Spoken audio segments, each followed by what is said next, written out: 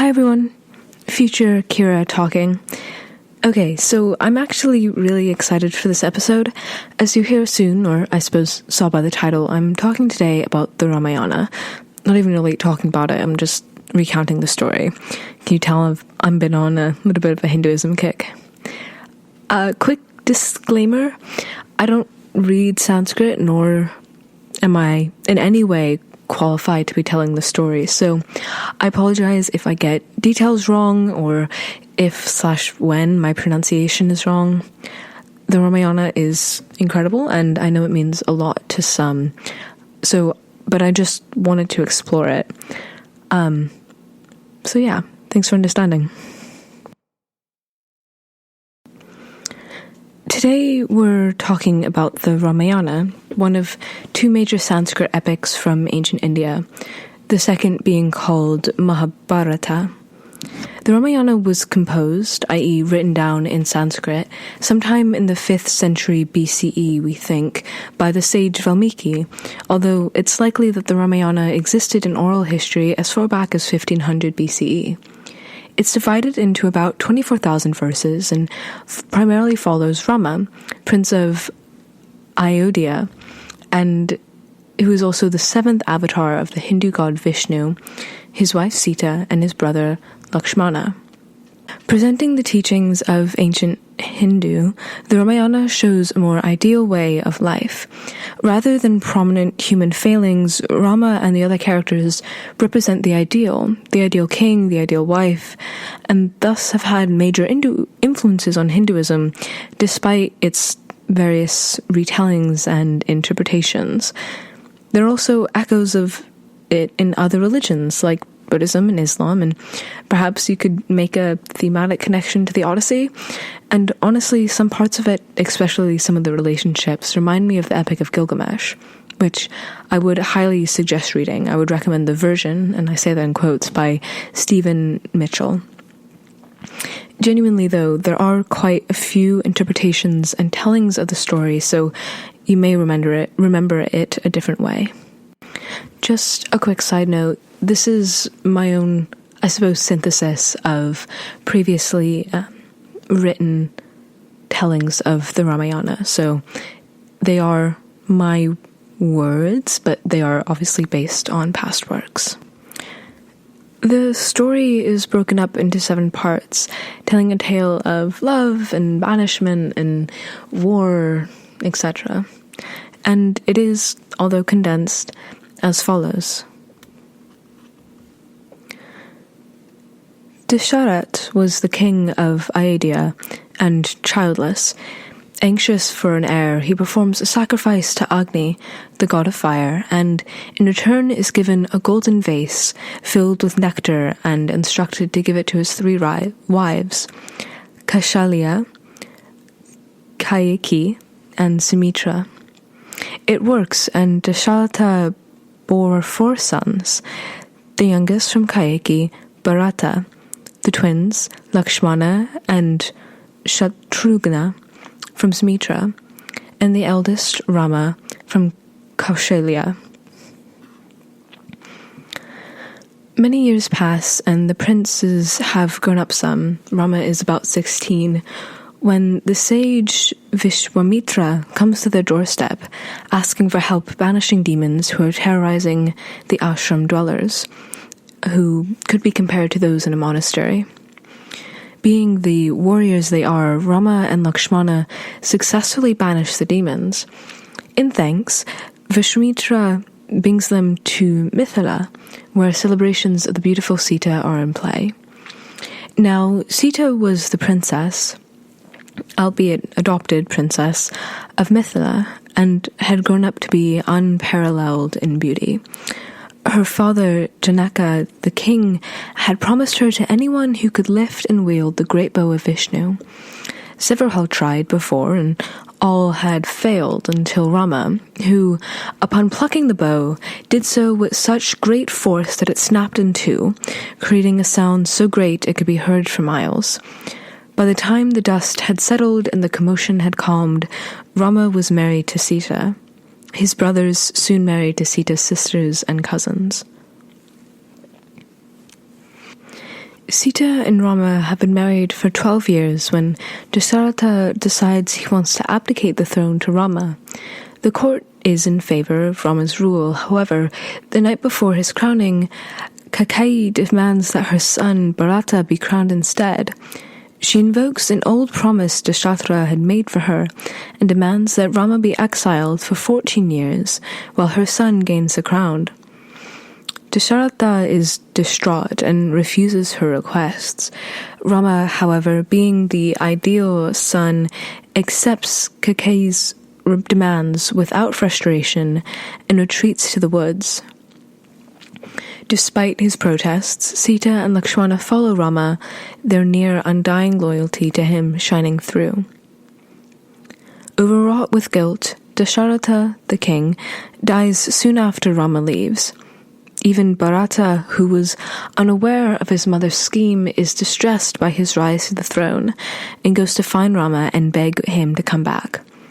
Determined to fulfill his father's promises, however, Rama remains.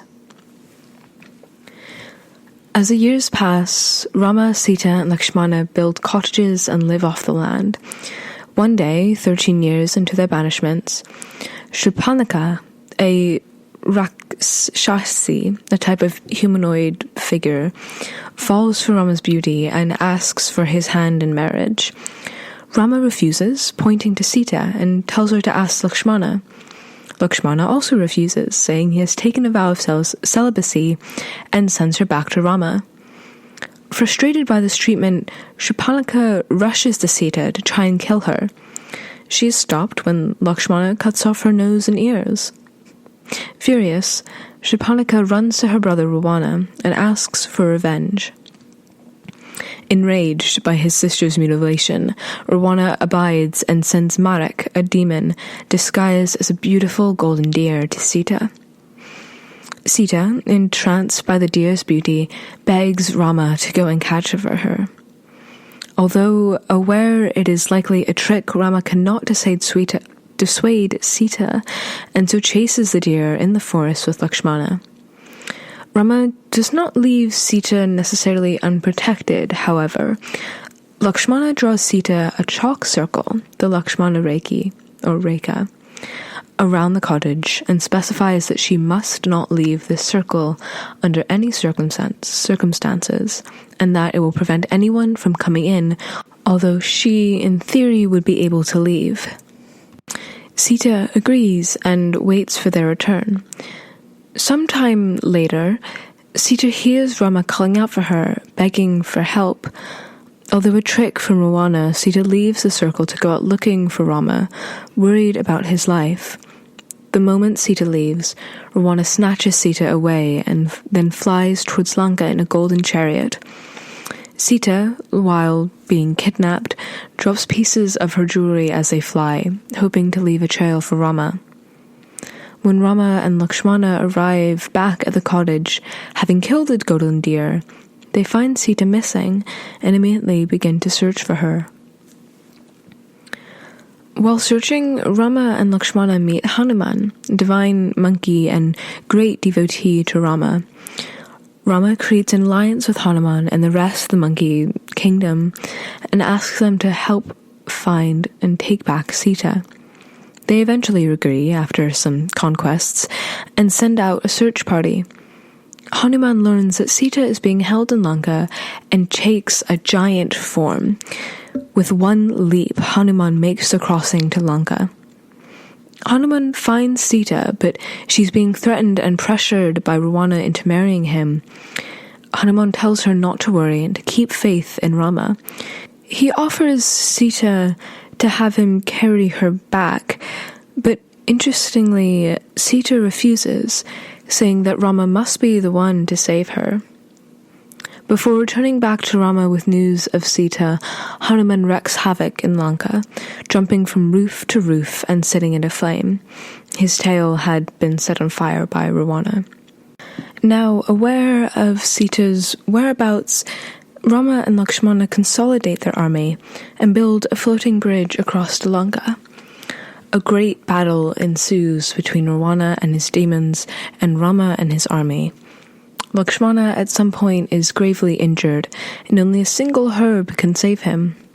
Hanuman makes the journey across the world to try and find the herb on the mountain, but unsure of what exactly to bring, he brings the entire mountain with him, and I believe drops it on a demon. Rama eventually confronts the 10-headed Ravana, whose heads grow back when Rama cuts them off. Eventually, Rama strikes Ravana through the heart with a divine arrow and kills him. The battle is over. However, Rama refuses to take Sita back. Rama, you see, is worried that Sita has been unfaithful while with Ravana.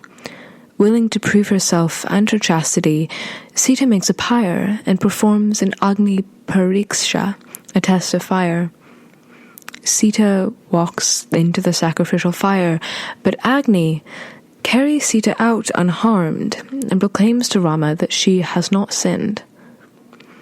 Now, happily reunited with his wife, Rama returns to Ayodhya and is crowned king, his exile now over. He rules with great wisdom and power, with Sita and Lakshmana beside him. Now, if you want a happy ending, I would suggest stopping the episode here and continue with your day. This is the end of the Ramayana composed by the sage Valmiki. However, a 7th chapter was added later that continues the story. Many months pass, and Sita is pregnant. Rumors begin to spread across Ayodhya about Sita's chastity, and Rama, either out of pride or acknowledgement of his subjects' feelings, or both, neither, asks Sita to once again perform an Agni Parishka in order to prove her chastity. Sita refuses, and is banished by Rama. Lakshmana, although unwillingly, carries Sita far away, near the house of the sage Valmiki. Sita gives birth to twin boys, Lava and Kush. Valmiki raises them with love and educates them with the Vedas and other scriptures. He also teaches them to sing the Ramayana, which he had just finished composing. The twins had a talent for the performance and quickly grew in fame. They did not know they were singing about their own family. Rama hears of this great song, of this great performance, and invites the twins to perform to him. It becomes obvious upon meeting that those are the sons of Rama. The twins' history is revealed.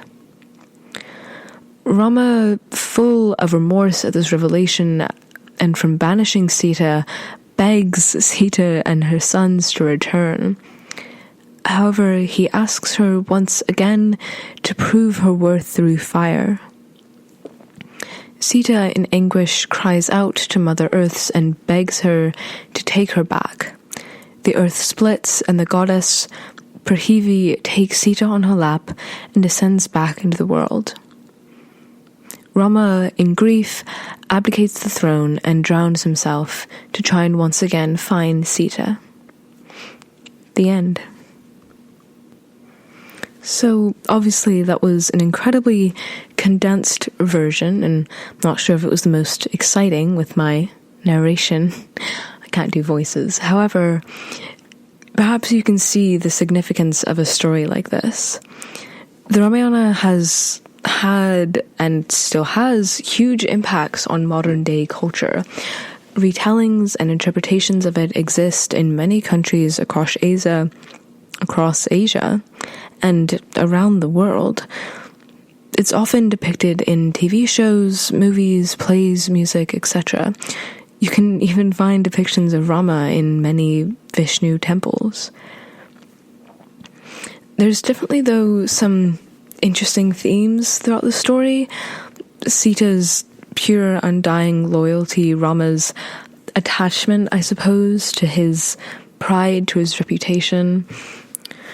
You can view the themes, or I guess the morals of the Ramayana in a variety of different ways, and especially looking at it with a modern eye, some of its messages seem confusing. I'm not sure necessarily if that's the right word, but I think there's definitely some value in truly understanding, especially Sita's role in this story. Well, I hope that this was even remotely interesting, and well, with that, I leave you. Thanks for listening.